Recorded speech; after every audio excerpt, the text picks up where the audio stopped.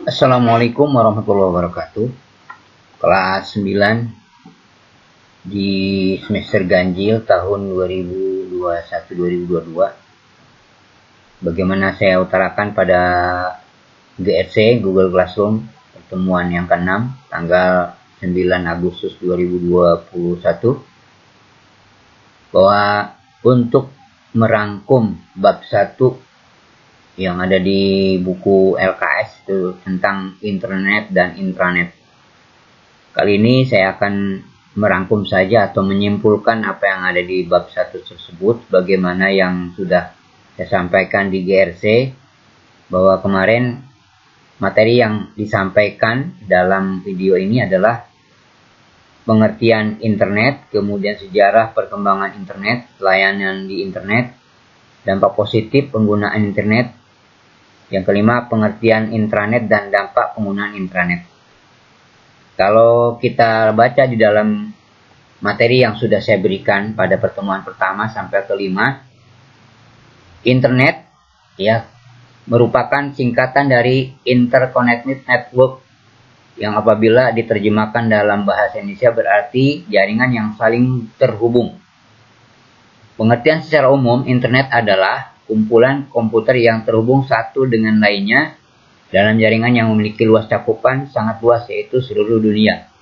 Ini berdasarkan definisi yang ada di buku ataupun yang ada di bahan ajar yang saya berikan.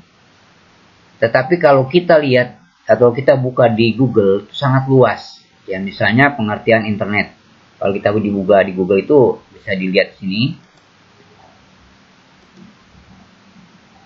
Ya, di sini internet sama interconnected network adalah sebuah sistem komunikasi global yang menghubungkan komputer-komputer dan jaringan-jaringan komputer di seluruh dunia. Kemudian kalau kita buka lagi yang lain, ya misalnya kita buka Wikipedia bahasa Indonesia. Ini biasanya orang referensinya banyak menggunakan ini. Itu juga sama. Ya, internet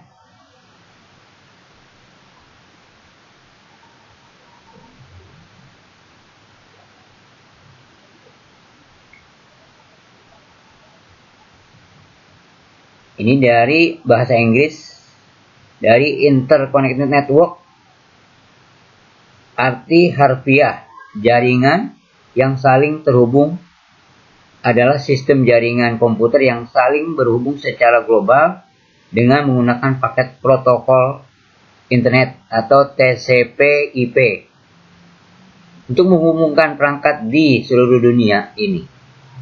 Nah, itulah kalau kita buka pengertian internet sangat luas ya. Jadi jangan heran kalau di dalam teknologi informasi dan komunikasi itu ya sangat bervariasi di dalam mendefinisikan sesuatu. Contohnya adalah internet. Nah, kita tidak membahas lebih jauh lagi, tetapi kita fokus kepada materi yang sudah saya berikan, ini merangkum saja. Lalu di dalam pengertian internet juga akan kita lanjutkan dengan sejarah perkembangannya ya, sebagaimana yang saya sampaikan di materi GRC kemarin. Yang kedua adalah mengenai sejarah perkembangan internet. Dan di sini berdasarkan materi yang ada, saya tidak lupa saja supaya kalian fokus. Sejarah itu bisa juga kalian buka di Google. Itu nanti lebih luas lagi. Tapi secara umum, sejarah perkembangan internet itu tidak jauh dari yang terjadi di Amerika sekitar tahun 1969. Yaitu proyek yang disebut dengan ARPA atau disebut dengan ARPANET. ARPANET ini singkatan dari Advanced Research Project Agency Network. Lalu, apa tujuan utama dari ARPANET tersebut adalah untuk keperluan militer. Ya, pada tahun 1969 ini kita tahu itu masih eranya Perang Dunia kedua atau pertama ya. Saya lupa sejarahnya, silakan dilihat aja sejarah dunia ya. Maka tidak heran kalau di dalam mempertahankan suatu negara, apalagi negara adidaya seperti Amerika Serikat, mereka membutuhkan teknologi peralatan perang yang canggih. Ya, sangat tidak heran bahwa awalnya ini adalah internet digunakan untuk riset ataupun di dalam mempertahankan negara mereka itu menggunakan peralatan teknologi informasi dan komunikasi. Nah, ini kita tidak bahas, jadi kalian bisa baca saja sejarahnya sampai terbentuknya internet, ya, begitu. Kita lanjutkan yang ke berikutnya, yaitu tentang layanan di internet. Apa saja yang ada di internet? Coba lihat sini.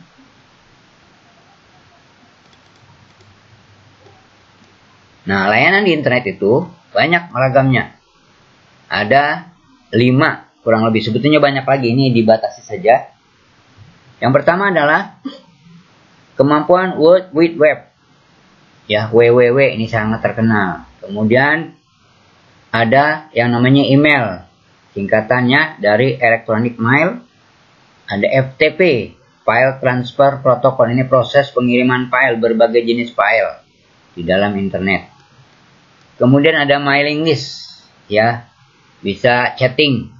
Sekarang ini chattingnya udah bukan pakai internet lagi, cukup pakai WhatsApp, pakai SMS juga masuk dari kata chatting. Kemudian menggunakan Instagram, Facebook, dan macam-macam. Kemudian juga ada istilah chatting yang tadi juga bagian dari mailing list, bagian dari kemampuan yang dimiliki oleh aplikasi WhatsApp, Instagram, Facebook, dan lain-lain. Kemudian dilanjutkan dengan keempat, yaitu dampak positif. Apa dampak positifnya? Di sini juga ada dampak negatif juga ditulis.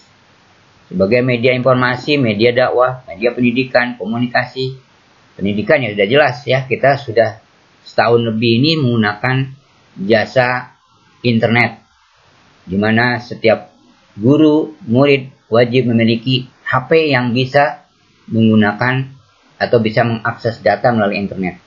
Ya, macam-macam, ada GRC, ada WhatsApp, ada Facebook, dan lain-lain. Dampak negatifnya juga sama, artinya sama banyaknya ya. Kelebihan kekurangan sesuatu teknologi itu pasti ada. Itu tentang dampak positif dan negatif menggunakan internet. Lalu kita lanjut dengan materi yang berikut, yaitu tentang intranet. Ya, intranet itu apa sih intranet? Nah, kalau kita lebih mudah lagi, intranet, selain internet dikenal jaringan komputer lainnya yaitu intranet. Intranet merupakan perkembangan dari LAN. LAN itu kepanjangan dari Local Area Network dengan mengadopsi teknologi internet. Jadi sebetulnya ini jaringannya jaringan khusus, jaringan pribadi, jaringan perusahaan. Baik di dalam kegiatan pendidikan bisa aja. Di lab komputer itu kita bikin jaringan khusus, di mana jaringan itu ada komputer yang namanya komputer server, ada komputer klien. Jadi komputer server itu adalah komputer induk, semua data, semua fasilitas ada di sana. Lalu yang namanya klien itu komputer anaknya. Kalau dalam ayam itu ya ada induk, ada biangnya, ya server itu namanya biangnya atau induknya. Anak itu namanya klien, ya.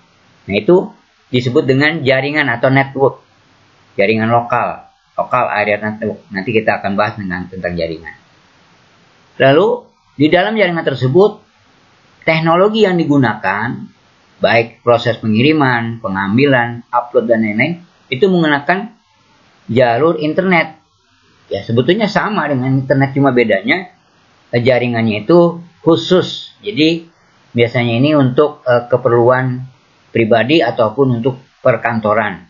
Seperti misalnya kita ada di bank. Nah, kenapa bank yang ada di Jakarta itu, misalnya kita punya ATM, kartu ATM. Ya, misalnya apa? BRI, Mandiri, BTN, dan lain-lain. Kenapa kok bisa di mana saja? Ya, karena itu sudah online. Jaringannya sebetulnya boleh dibilang itu jaringan intranet. Karena khusus untuk Bank Mandiri saja kalau kita menggunakan ATM Bank Mandiri. Ya. Jadi itu secara umum pengertian intranet. Tapi kalau kita mulai dibuka di Google, Ya, apa sih intranet? Bisa lihat di sini ya. Pengertian dari intranet adalah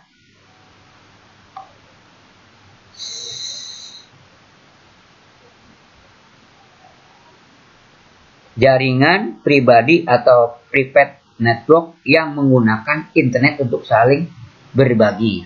Gitu. Jadi sebetulnya jaringan pribadi atau privasi network. Tetapi proses pengiriman datanya itu menggunakan internet. Ya, itulah yang disebut dengan pengertian dari intranet. Lalu materi berikutnya apa di sini?